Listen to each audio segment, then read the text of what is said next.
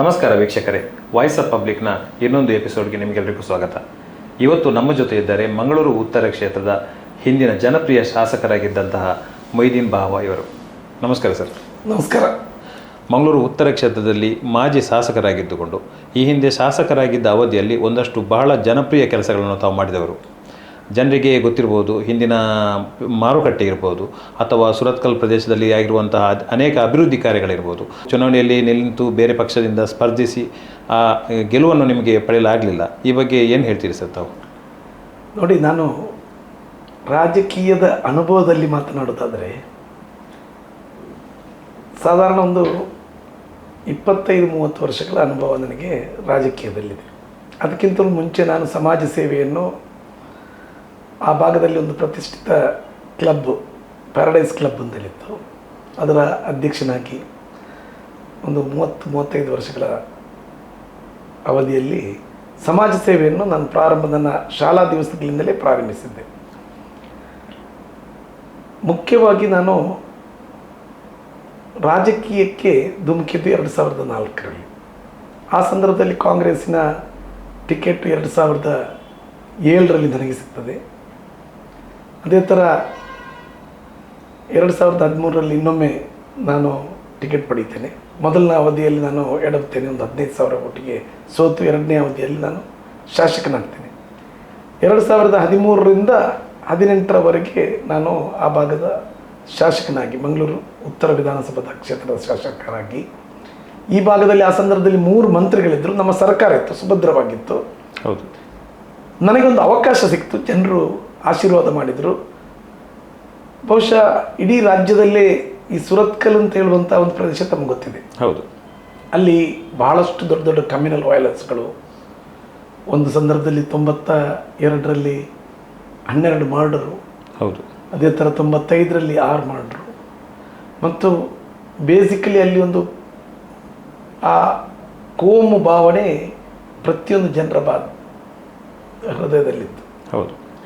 ಅಲ್ಲಿ ನಾನೊಂದು ಮುಸ್ಲಿಂ ಧರ್ಮದವನಾಗಿ, ನನಗೆ ಅಲ್ಲಿ ಆ ಭಾಗದಲ್ಲಿ ಹಿಂದೂ ಸಮುದಾಯದ 80% ಮತದಾರರು ಅಲ್ಲಿ ನನಗೆ ಆಶೀರ್ವಾದ ಮಾಡಿ ಹಿಂದೂ ಮುಸಲ್ಮಾನ್ ಕ್ರೈಸ್ತರು ಸೇರಿಕೊಂಡು ನನ್ನನ್ನು ಶಾಸಕರಾಗಿ ಮಾಡಿದಂತಹ ದಿನವನ್ನು ನಾನು ನೆನಪಿಸಿದರೆ it is a history created ಅಂತಲೇ ಹೇಳ್ಬೋದು. ಹೌದು. ಆ 5 ವರ್ಷಗಳ ಅವಧಿಯಲ್ಲಿ ಯಾವುದೇ ಒಂದು ಕಪ್ಪು ಕಲೆಯಿಲ್ಲದೆ ಜನರಿಗೆ ಸ್ಥಳದಲ್ಲಿ ಏನಾಗಬೇಕು, ಅದು ಮುಖ್ಯಮಂತ್ರಿಗಳ ಆರೋಗ್ಯದ ದೃಷ್ಟಿಯಿಂದ ಆಗುವಂತಹ ಒಂದು ಕೆಲಸ. ಒಬ್ಬರಿಗೆ ಏನಾದರೂ ರೋಗಗಳು ಬಂದರೆ ಅದರಲ್ಲಿ ಸಹ ಮುಖ್ಯಮಂತ್ರಿಗಳ ಅನುದಾನ ಬರ್ತದೆ. ಹೌದು. 25% ನಾವು ಬಿಲ್ ಕೊಟ್ಟರೆ ಮಾಡ್ಬೋದು. ಇಡೀ ರಾಜ್ಯದಲ್ಲಿ ರೆಕಾರ್ಡ್ ಆಗಿ ನಾನು 5 ವರ್ಷಗಳ ಆಡಳಿತದಲ್ಲಿ ಜನರಿಗೆ ನೀಡಿರುವಂತಹದ್ದು ಕರ್ನಾಟಕದ ಒಂದು ರಾಜ್ಯದಲ್ಲಿ ಒಬ್ಬ ಶಾಸಕನ ಮಾಡಿದಂಥ ಇತಿಹಾಸ. ಅದೇ ಥರ ಅನೇಕ ಇತಿಹಾಸಗಳನ್ನು ಅಲ್ಲಿ ನಾನು ಮಾಡಿದ್ದೇನೆ ಸುರತ್ಕಲ್ನಲ್ಲಿ. ಆ ಭಾಗದ ಜನರ ಬಹಳ ದೊಡ್ಡ ಕನಸಾಗಿತ್ತು, ಅದು ಮಾರ್ಕೆಟ್ ಆ ಭಾಗದಲ್ಲಿ ಆಗಬೇಕು. ಭಾಳ ಶಿಥಿಲವಾದ ಒಂದು ಜೋಪಡಿ ಪಟ್ಟಿ ಥರ ಇರೋದರಲ್ಲಿ ಜನರು ವ್ಯಾಪಾರ ಮಾಡ್ತಾಯಿದ್ರು. ಗ್ರಾಹಕರು ಬಂದಂತಹ ಸಂದರ್ಭದಲ್ಲಿ ಭಾಳ ಹೆದರಿಕೆಯಿಂದ ಅಂಗಡಿ ಎದುರು ನಿಲ್ಲುವಂಥದ್ದು. ಆ ಭಾಗದಲ್ಲಿ ಮೀನುಗಾರರು ಮೀನಿನ ವ್ಯಾಪಾರ ಮಾಡುವಂಥ ತೊಂದರೆಯಲ್ಲಿ ಬಹಳಷ್ಟು ಶಿಥಿಲವಾದ ಒಂದು ಸಮುಚ್ಚಯದಲ್ಲಿ ಆ ವ್ಯವಸ್ಥೆ ನಡೀತಾ ಇತ್ತು. ನಾನು ನನ್ನ ತಾಯಿಯ ಹೊಟ್ಟೆಗೆ ಮಗದೊಮ್ಮೆ ಹೋಗಿ ಹೊರಗೆ ಬರುವಂಥ ಪ್ರಕ್ರಿಯೆ ಆದರೂ ಭಾಳ ಸುಲಭ. ಆದರೆ ಆ ಭಾಗದ ಮಾಜಿ ಶಾಸಕರಿರ್ಬೋದು, ಮುಂದೆ ಶಾಸಕರಾಗುವಂತಹ ಭರತ್ ಶೆಟ್ಟಿಯವರಿರ್ಬೋದು, ಅವರೆಲ್ಲರೂ ಈ ಮಾರ್ಕೆಟ್ ಆಗಬಾರ್ದು ಅಂತ ಹೇಳುವಂಥ ನಿಟ್ಟಿನಲ್ಲಿ ಪಣ ತೊಟ್ಟು ಸ್ಟ್ರೈಕೆಲ್ಲ ಮಾಡಿದರು. ಎಲ್ಲವನ್ನು ಭೇದಿಸಿ ಯಾವ ರೀತಿಯಲ್ಲಿ ಅಭಿಮನ್ಯು ಆ ಯುದ್ಧದಲ್ಲಿ ಇದು ಮಾಡಿ ಎಲ್ಲ ಚಕ್ರವ್ಯೂಹವನ್ನು ಭೇದಿಸಿ ಮುಂದೆ ಬಂದು ಎಲ್ಲ ವ್ಯವಸ್ಥೆಗಳನ್ನು ಮಾಡಿರುವಂತಹದ್ದು. ಅಲ್ಲಿಗೆ ಇಡೀ ಕರ್ನಾಟಕ ರಾಜ್ಯದಲ್ಲಿ 1952ರಲ್ಲಿ ಕರ್ನಾಟಕ ರಾಜ್ಯದ ಉದಯವಾಗ್ತದೆ. ಅಂದಿನಿಂದ ಇಂದಿನವರೆಗೂ ಯಾವುದೇ ಒಂದು ಮಾರ್ಕೆಟಿಗೆ ಗ್ರ್ಯಾಂಟು 167 ಕೋಟಿ ರೂಪಾಯಿಯ ಆ ಎಸ್ಟಿಮೇಷನ್ಗೆ 68 ಕೋಟಿ ಗ್ರಾಂಟ್ ಬಂದಾಗಿತ್ತು ಪ್ರಥಮ ಹಂತದ ಕಾಲ.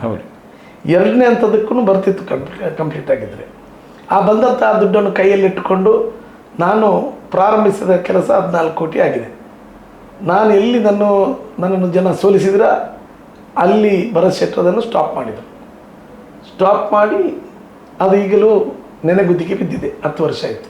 ಅದು ಇನ್ನೂ ಅದಕ್ಕೆ ಆ ಎಸ್ಟಿಮೇಷನ್ ಮಾಡೋದಾದರೆ, ಆ ಕೆಲಸವನ್ನು ಪೂರ್ತಿ ಮಾಡೋದಾದರೆ ಪುನಃ ಒಂದು 100 ಕೋಟಿ ರೂಪಾಯಿ ಈಗಿನ ಆಗಕ್ಕೂ ಡಿಫ್ರೆನ್ಸ್ ಆಗ್ಬೋದು.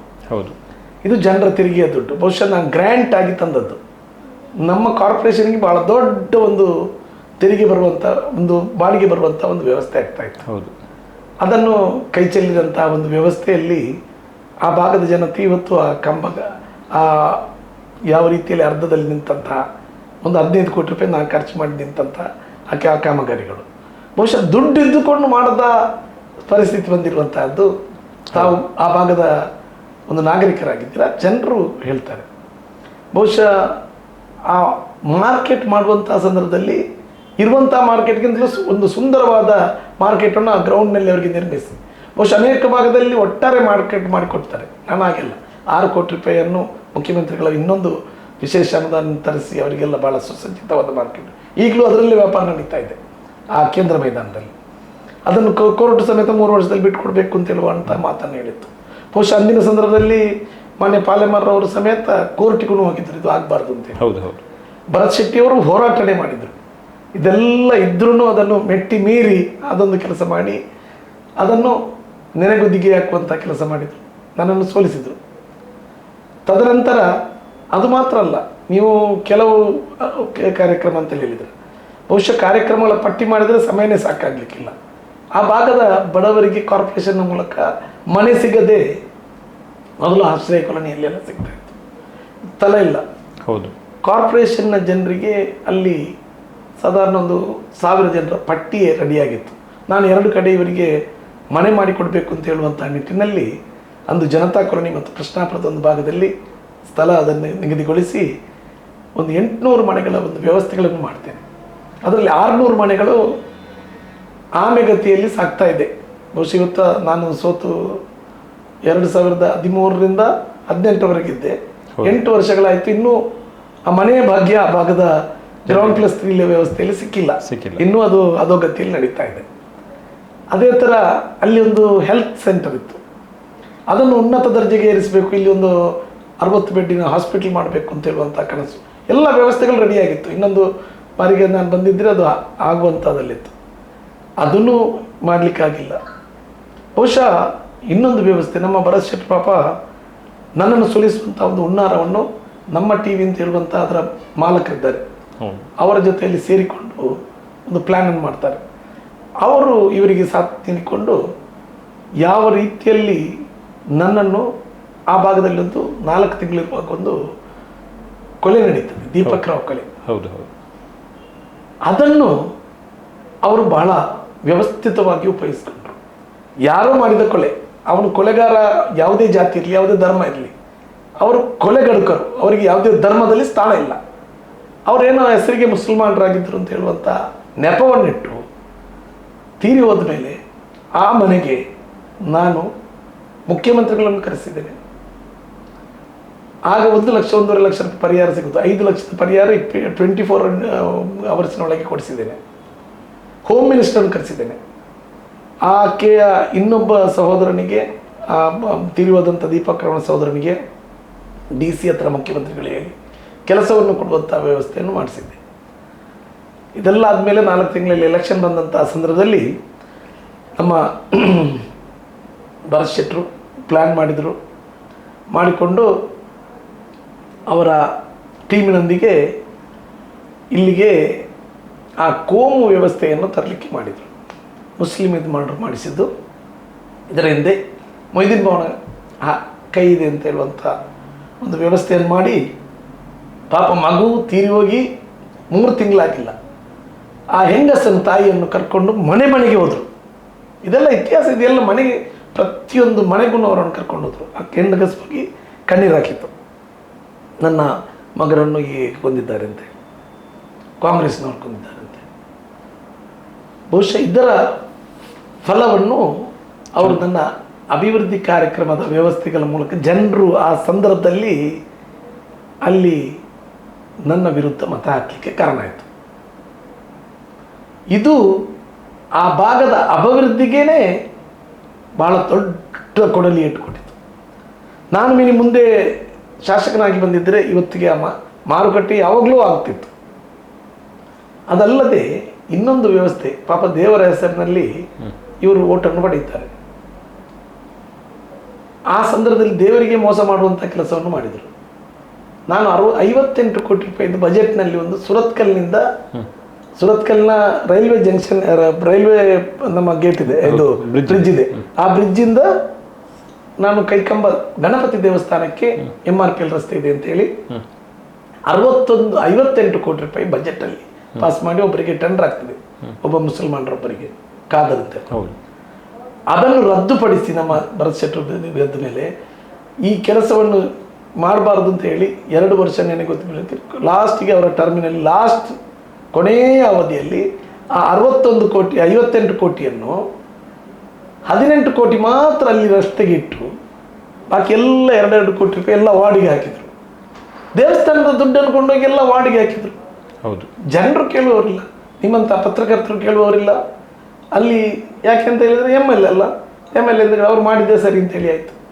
ಇವತ್ತಿಗೂ ಒಂದು ಶಿಥಿಲವಾದ ರಸ್ತೆಯನ್ನು ಗಣಪತಿ ದೇವಸ್ಥಾನಕ್ಕೆ ಮಾಡಿದರು. ನಾನು ಮೀನಿದ್ದಿದ್ರೆ ಇಡೀ ಜಿಲ್ಲೆಯಲ್ಲಿ ಆ ಪವಿತ್ರ ದೇಗುಲಕ್ಕೆ ಹೋಗುವಂಥ, ಗಣಪತಿ ದೇಗುಲಕ್ಕೆ ಹೋಗುವಂಥ ರಸ್ತೆ ಭಾಳ ಸುಂದರವಾಗಿ, ಸೈಕ್ಲಿಂಗ್ ಟ್ರ್ಯಾಕ್ ಬೇರೆ, ವಾಕಿಂಗ್ ಟ್ರ್ಯಾಕ್ ಬೇರೆ, ಬಹುಶಃ ಅಲ್ಲಿಯೇ ಭಾಳಷ್ಟು ಅಪಘಾತಗಳು ನಡೀತಾ ಇತ್ತು, ಟ್ಯಾಂಕರ್ಗಳು ಬರ್ತಾ ಇದ್ದವು. ಇಂಥ ವ್ಯವಸ್ಥೆಗಳನ್ನೆಲ್ಲ ನಾನು ಸಿಸ್ಟಮೆಟಿಕ್ ಆಗಿ ಭಾಳ ಸುಂದರವಾದ ರಸ್ತೆಯನ್ನು ರಚಿಸಿ ರಸ್ತೆಯನ್ನೇ ನೋಡಲಿಕ್ಕೆ ಬರುವಂಥ ಸಂದರ್ಭ ಇತ್ತು. ಅದೆಲ್ಲ ಹಣವನ್ನು ಯಾವ ರೀತಿಯಲ್ಲಿ ಅವರ ಸರ್ಕಾರ ಬಂದ ಮೇಲೆ 11 ತಿಂಗಳವರೆಗೆ 18 ತಿಂಗಳು ಮಾಡಲಿಕ್ಕೆ ಆಗಿಲ್ಲ, ಜಾಯಿಂಟ್ ಸರ್ಕಾರ ಇತ್ತು. ಅದರ ನಂತರ ಅವರು ಅದನ್ನು ತಿದ್ದುಪಡಿ ಮಾಡಿಕೊಂಡು ನಾನು ತಂದ ದುಡ್ಡಿನಲ್ಲಿ 2 ಕೋಟಿಯಲ್ಲಿ ಎಲ್ಲಿಗೆ ಹಾಕಿದರು, ಅವರ ಕಟೌಟನ್ನು ಹಾಕಿದರು, ನಾನು ತಂದದ್ದು ಅಂತೇಳಿ ಎಲ್ಲ ವಾರ್ಡ್ನಲ್ಲಿ ಹೇಳಿದರು. ಇದೆಲ್ಲ ಕಟು ಸತ್ಯ. ಹೌದು, ಬಹುಶಃ ನಾನು ಅವ್ರ ಹತ್ರ ಆ ಸಂದರ್ಭದಲ್ಲಿ ಹೇಳ್ತಾ ಇದ್ದೆ, ನಾನು ಜನರ ಹತ್ರನೂ ಹೇಳ್ತಾ ಇದ್ದೆ. ನಿಮ್ಗೆ ಗೊತ್ತಿರ್ಬೋದು, ಉದಾಹರಣೆಗೆ ಒಂದು 4 ದೇವಸ್ಥಾನಗಳ ಹೆಸರು ಹೇಳ್ತೇನೆ. ಪಣಂಬೂರು ದೇವಸ್ಥಾನ ಇದುವರೆಗೂ ಸರ್ಕಾರದ ಅನುದಾನ ಬರಲಿಲ್ಲ. ಕಾಟಿಪಳ್ಳ ಗಣಪತಿ ದೇವಸ್ಥಾನ, ಅಲ್ಲಿರುವಂಥ ಕೋಟದಬ್ಬು ದೇವಸ್ಥಾನ, ಅದರ ಹಿಂದುಗಡೆ ಇರುವಂಥ ಆಂಜನೇಯ ದೇವಸ್ಥಾನ, ಆ ಭಾಗದಲ್ಲಿ 3ನೇ ಬ್ಲಾಕದಲ್ಲಿರುವಂಥ ಒಂದು ಕೋಟದಬ್ಬು ದೇವಸ್ಥಾನ, ಅಲ್ಲಿ ಒಂದು ನಾಗಬಣ ಇದೆ. ಇದು ಆ ಪ್ರದೇಶ ಅಲ್ಲದಾದರೆ ಇಡೀ ನಮ್ಮ ಕೋಡಿಕಲ್ಲಲ್ಲಿದ್ದು ನಾಗಬಣ ಇರ್ಬೋದು, ಯಾವುದಕ್ಕೆ ಎಷ್ಟು ತೀರ್ತದೆ, ಹೈಯೆಸ್ಟ್ ವ್ಯವಸ್ಥೆಯನ್ನು ಧಾರ್ಮಿಕ ದತ್ತಿ ವ್ಯವಸ್ಥೆ ಮೂಲಕ ನಾನು ಶಾಸಕನಾಗಿರುವಂಥ ಸಂದರ್ಭದಲ್ಲಿ ಆ ಭಾಗಕ್ಕೆ ತರುವಂಥ ಕೆಲಸ ಮಾಡಿದೆ. ಇವತ್ತಿಗೆ 5 ವರ್ಷ ಅಲ್ಲ, 8 ವರ್ಷ ಆಯಿತು, 7 ವರ್ಷ ಆಯಿತು ನಮ್ಮ ಭರತ್ ಶೆಟ್ಟರ್ ಸರ್ಕಾರ ಅವರು MLA ಆಗಿ. ನೋಡು, ಅವರು ತಂದದ್ದು ದೇವಸ್ಥಾನಕ್ಕೆ ಹಿಂದೂ ನಾವು ಮುಂದೆ ಅಂತೇಳಿ ಹೇಳ್ತೀರಲ್ಲ, ಅವರು ಮುಂದಾಗಿ ಎಲ್ಲಿ ಕೆಲಸ ಮಾಡಿದ್ದಾರೆ. ನನಗೆ ಜಾತಿ ಮತ ಭೇದ ಇಲ್ಲ, ನನಗೆ ಎಲ್ಲ ಧರ್ಮನೂ ನಾವು ಇಲ್ಲಿ ಹುಟ್ಟಿ ಬಂದಿದ್ದೇವೆ. ನಾನು ಹುಟ್ಟಿ ಬಂದಂಥ ಸಂದರ್ಭ ನನಗೆ ನೀನು ಯಾವ ಜಾತಿ ಯಾವ ಧರ್ಮ ಅಂತೇಳಿ ಯಾರು ಹೇಳಿಕೊಟ್ಟಿಲ್ಲ. ಮಗುವಾಗಿ ದೊಡ್ಡದಾಗಿ ಬೆಳೆದಿದ್ದೇನೆ. ಬೆಳೆದ ಮೇಲೆ ಶಾಲೆಯಲ್ಲಿ ಹೋದ ಮೇಲೆ ಅದಕ್ಕೆ ಜಾತಿ ಮತದ ರೂಪ ಕೊಡುವಂಥ ಕೆಲಸ ಆಗ್ತದೆ, ಅದು ನಿಲ್ಲಬೇಕು. ಬಹುಶಃ ಇಂಥ ಕೆಲಸ ಒಂದಲ್ಲ, ನಾನು ಗುರುಪುರದಲ್ಲಿ ಮಾಡಿದಂಥ ಅನೇಕ ಕಾಮಗಾರಿಗಳು, ಉಲಾಯಿಬೆಟ್ಟು ರಸ್ತೆಗಳಿರ್ಬೋದು, ಉಲಾಯಿಬೆಟ್ಟು ಮಲ್ಲವರ ಸಂಪರ್ಕ ರಸ್ತೆ, ಅದ್ಯಪಾಡಿಯಿಂದ ಕೈಕಂಬ ಅವರಿಗೆ ಸಂಪರ್ಕ ರಸ್ತೆ, ಮತ್ತು ನಮ್ಮ ಕೈಕಂಬದಿಂದ ಇನ್ನೊಂದು ರಸ್ತೆ ಮುಚ್ಚೂರುವರೆಗೆ ನಡೆಯುವಂಥದ್ದು, ಗಂಜಿಮಠದಿಂದ ಮುಚ್ಚೂರು ರಸ್ತೆ, ಎಲ್ಲ ಗ್ರಾಮೀಣ ರಸ್ತೆಗಳು ಅಡ್ಡಿಯಾರ್ ಭಾಗದಲ್ಲಿರ್ಬೋದು, ಯಾವ ಏರಿಯಾದಲ್ಲಿ, ಅದು ಕ್ರಿಶ್ಚಿಯನ್ ಏರಿಯಾ ಇರ್ಬೋದು, ಮುಸಲ್ಮಾನ ಏರಿಯಾ ಇರ್ಬೋದು, ಹಿಂದೂ ಏರಿಯಾ ಇರ್ಬೋದು, ಅಲ್ಲಿ ಜನರನ್ನು ಗುರುತಿಸ್ತಾ ಇತ್ತು. ಹೌದು, ಅಲ್ಲಿ ಧಾರ್ಮಿಕತೆ ಇನ್ನೊಂದಿಲ್ಲ. ಈಗ ನೋಡಿ, ಎಲ್ಲಿ ಒಂದು ಧರ್ಮದವರಿಗೆ ಮಾತ್ರ ರಸ್ತೆ ಸ್ವಲ್ಪ ಮಾಡಲಿಕ್ಕೆ ಏನಾದರೂ ಅವಕಾಶ ಇದ್ರೆ ಮಾಡೋದು, ನಾಗರಿಕರಿಗೆ ಮಾಡುವಂಥ ವ್ಯವಸ್ಥೆ ಇಲ್ಲ. ಇದು ನಮ್ಮ ಕ್ಷೇತ್ರದಲ್ಲಿ ಆಗುವಂಥ ತೊಂದರೆಗಳು. ಇವತ್ತಿನವರೆಗೂ ಜನರು ಇದನ್ನು ಅರ್ಥ ಮಾಡೋದಿಲ್ಲ. ಬಹುಶಃ ಕೆಲಸ ಮಾಡಿ ನೀವು ವಿನ್ ಆಗ್ತೀರಾ ಅಂತ ಹೇಳುವಂಥದ್ದನ್ನು ನೀವು ಕಟ್ಟಿಡಬೇಕು. ನನಗೆ ಮಾಡೋದಾದರೆ ಕೂತ್ಕೊಂಡು ಏನಾದರೂ ಮಾಡ್ಬೋದಿತ್ತು. ನೋಡಿ, ನಮ್ಮ ಅವಸ್ಥೆ, ನಾವು 5 ವರ್ಷದಲ್ಲಿ ಇದ್ದದನ್ನು ಜನರ ಸೇವೆ ಜನರಿಗಾಗಿ ಅಂತೇಳಿ 24/7 ನಮ್ಮ ಕುಟುಂಬವನ್ನು ಒಂದು ಬದಿಗಿಟ್ಟು ಅವರನ್ನು ಡಾಕ್ಟರ್ ಅಂತಂದ್ರೆ ಕರ್ಕೊಂಡು ಹೋಗ್ಲಿಕ್ಕೆ ಅಥವಾ ಅವರ ಆರೈಕೆಗೆ ಯಾವುದಕ್ಕೂ ನಮ್ಮ ಹತ್ರ ಸಮಯ ಇರಲಿಲ್ಲ. ನಾವು ಜನರಿಗಾಗಿ ಇವತ್ತು ಎಲ್ಲ ವ್ಯವಸ್ಥೆಯಲ್ಲೂ ಇದ್ದು ಜನರು ಸಮೇತ, ನಾನು ಆ ಸಮುದಾಯ ಈ ಸಮುದಾಯ ಅಂತೇಳಿಲ್ಲ, ನನಗೆ ಅದು ಯಾವಾಗ ಗೊತ್ತಾಯ್ತು ಅಂತ ಹೇಳಿದರೆ ನೀವು ಹೇಳ್ಬೋದು ನಿಮ್ಮ ಸಮುದಾಯ ಬಂದಿಲ್ವಲ್ಲ ಅಂತ. ನಾನು ಹೇಳೋದು ನನ್ನ ಸಮುದಾಯ ಸಮೇತ ಆ ಭಾಗದಲ್ಲಿ ಕೊರೋನಾ ಸಂದರ್ಭದಲ್ಲಿ ನಾನು ಮಾಡಿದಂಥ ಕೆಲಸ, ನಾನು ಸ್ವತಂತ್ರ ಸಂದರ್ಭದಲ್ಲಿ MLA ಇದ್ದು ಮಾಡಿಲ್ಲ, ಆ ಸಂದರ್ಭದಲ್ಲಿ ಸ್ವತಂತ್ರ ಸಂದರ್ಭದಲ್ಲಿ ಅನೇಕ ಸೇವೆಯನ್ನು ಮಾಡಿದ್ದೇನೆ. ಅಲ್ಲಿ ಕೊರೋನಾ ಸಂದರ್ಭದಲ್ಲಿ ಎಷ್ಟೋ ಜನರಿಗೆಲ್ಲ ಕಿಟ್ಟುಕೊಟ್ಟು ನಮ್ಮ ಪರಿಸರದಲ್ಲಿ ಸಮೇತ ಇಷ್ಟೆಲ್ಲ ಮಾಡಿ ಟಿಕೆಟ್ ನಿಮಗೆ ಆ ಪಕ್ಷದಿಂದ ಯಾವ ಕಷ್ಟದಲ್ಲಿ ನೀವೆಲ್ಲ ಕೆಲಸ ಮಾಡಿ ದುಡಿಮೆ ಮಾಡಿದ ಮೇಲೆ ಕೈಗೆ ಬಂದ ಟಿಕೆಟನ್ನು ಕಾಂಗ್ರೆಸ್ ಪಕ್ಷ ಮುಖ್ಯವಾಗಿ ನಮ್ಮ ನ್ಯಾಷನಲ್ ಕಾಂಗ್ರೆಸ್ ನಮಗೆ ನೀಡುವಾಗ ಅದನ್ನು ರಾಜ್ಯದ ಒಬ್ಬ ನಾಯಕರ ಮೂಲಕ ತಪ್ಪಿಸಿ ಯಾವುದೋ ಒಬ್ಬ ಹೊರಗಿನವನೊಬ್ಬನನ್ನು ತಂದು ಹಾಕಿ ಅಲ್ಲಿ ಗೆಲ್ಲಿಸ್ತೇನೆ ಅಂತ ಹೇಳಿದರೆ ಅದು ಆ ಭಾಗದಲ್ಲಿ ಕಾರ್ಯಸಾಧ್ಯದಲ್ಲ. ಇತಿಹಾಸದಲ್ಲಿ ಕಾಂಗ್ರೆಸ್ ಪಕ್ಷ 35,000 MLA ಇಲೆಕ್ಷನ್ನಲ್ಲಿ ಸೋತಂತಹ ನಿದರ್ಶನ ಇಲ್ಲ. ಹೌದು, ಅದು ಆ ವ್ಯವಸ್ಥೆ ಅಲ್ಲಿ ಆಯಿತು. ಈಗ ಕಳೆದ ವಿಧಾನಸಭಾ ಚುನಾವಣೆಯಲ್ಲಿ ತಮಗೆ ಟಿಕೆಟನ್ನು ತಪ್ಪಿಸಲಾಯಿತು. ಅಂದರೆ ಅದು ತಪ್ಪಿಸಲಾಯಿತು ಅಂತಲೇ ನೀವು ಹೇಳ್ತಿದ್ದೆ. ತಪ್ಪಿಸಿದ್ದೆ, ನಂದು ಆದದ್ದು ಅದು ಆ್ಯಕ್ಚುಲಿ CEC ಅಂತೇಳಿ ACCಯಲ್ಲಿ ಮೀಟಿಂಗ್ ಆಗ್ತದೆ. CECಯಲ್ಲಿ ನನ್ನ ಟಿಕೆಟ್ ಆಗಿತ್ತು. ಅದು ಬೆಂಗಳೂರಿಗೆ ಬಂದ ಮೇಲೆ ಅದನ್ನು ಹೋಲ್ಡ್ ಮಾಡಿಸಿ, ಖರ್ಗೆ ಅವರು ಆಗ ಅಧ್ಯಕ್ಷರಾಗಿದ್ದರು, ನಮ್ಮ ಈಗ ಅಧ್ಯಕ್ಷರಾಗಿದ್ದಾರೆ, ಅವರಿಗೆ ಒತ್ತಡವನ್ನು ಹಾಕಿ ನಮ್ಮ ರಾಜ್ಯದ ಅಧ್ಯಕ್ಷರು ಅದನ್ನು ಉದ್ದೇಶಪೂರ್ವಕವಾಗಿ ತನ್ನ ಶಿಷ್ಯನಿಗೆ ಅದು ಕೊಡಲೇಬೇಕು ದುಡ್ಡಿಗಾಗಿ ಅದನ್ನು ಕೊಟ್ಟರು. ಅದರ ಫಲ ಇವತ್ತು ಈ ಸಂದರ್ಭದಲ್ಲಿ ನನಗೆ ದಾರಿ ಇಲ್ಲ. ಯಾಕೆಂದರೆ ನಾನು ಅಲ್ಲಿವರೆಗೆ 5 ವರ್ಷ ಸೇವೆ ಮಾಡಿಕೊಂಡು ಬಂದೆ. ನಾನು ಇಲೆಕ್ಷನಿಗೆ ನಿಂತಂಥ ಸಂದರ್ಭದಲ್ಲಿ ನೀವು ಹೇಳ್ಬೋದು ನಿಮ್ಮ ಪರಿಸರದಲ್ಲಿ ನಿಮ್ಮ ಸಮುದಾಯದ ಜನ ನಿಮಗೆ ಬಂದಿಲ್ಲಲ್ಲ ಅಂತ. ಖಂಡಿತ ಇಲ್ಲಿ ಸಮುದಾಯ ಜನರು ಯಾರು ಇಲ್ಲ. ನೀವು ಮಾಡಿದ ಒಳ್ಳೆ ಕೆಲಸನೂ ನಿಮಗೆ ಹತ್ರಕ್ಕೆ ಬರ್ತದೆ. ನೀವು ಇವತ್ತು ಎಷ್ಟೇ ಮಾಡಿ, ನೀವು ಎಷ್ಟೇ ಒಂದು ಜನರಿಗೆ ಹೆಲ್ಪ್ ಮಾಡಿ, ಇಲ್ಲಿ ಮಾಡಿದ್ದು ಅದು 5 ನಿಮಿಷದಲ್ಲಿ 10 ನಿಮಿಷದಲ್ಲಿ 1 ಗಂಟೆಯಲ್ಲಿ 6 ತಿಂಗಳಲ್ಲಿ ಮರೆತು ಬಿಡ್ತಾರೆ ಜನ. ಹೌದು, ಜನರಿಗೆ ನೆನಪು ಅಂತ ಹೇಳುವಂಥ, ಕೃತಜ್ಞತೆ ಅಂತ ಹೇಳುವಂಥ ಆ ಮನೋಭೂಮಿಕೆ ಇವತ್ತು ಮನುಷ್ಯತ್ವದಿಂದ ಆಗಿದೆ. ಅದು ನಾನಾದ್ರೂ ಸರಿ, ಆ ಥರನೇ ಆಗಿದೆ. ಆದರೆ ನಾನು ನನ್ನ ನಿರಂತರ ಸೇವೆಯನ್ನು ನಾನು ಬಿಟ್ಟಿಲ್ಲ. ನೋಡಿ, ಉದಾಹರಣೆಗೆ ನಾನು ಈ ಬಾರಿ 2ನೇ ಸಲ ಸೋತಾಗಲೂ ನಾನು ಆ ಭಾಗದ ಶಾಸಕನಾಗಿ ಭರತ್ ಒಂದು ವಿದ್ಯಾದಾಯನಿ ಸ್ಕೂಲಲ್ಲಿ 4 ಯುವಕರು ಇತರ ಸಮುದಾಯದ, ಒಂದು ಬಿಲ್ಲವ, ಒಂದು ಮಗುವೀರ, ಒಂದು SC ST, ಮತ್ತೊಂದು ಜೋಗಿ ಸಮುದಾಯದ, ಆ 4 ಮಕ್ಕಳಿಗೂ ಕೇಳುವವರಿರಲಿಲ್ಲ, ಮನೆಗೆ ವಿಸಿಟ್ ಮಾಡೋರಿರಲಿಲ್ಲ. ನಾನು ಹೋಗಿ ಈಗಿನ ಕ್ಯಾಂಡಿಡೇಟ್ ಆಗಿರ್ಬೋದು, ಪ್ರಬಲ ಅಂತೇಳಿ ಹೇಳ್ತಿರಲಿಲ್ಲ, ಆ ಕ್ಯಾಂಡಿಡೇಟ್ ಸಮೇತ ಏನು ಮಾಡಲಿಕ್ಕಾಗಿಲ್ಲ.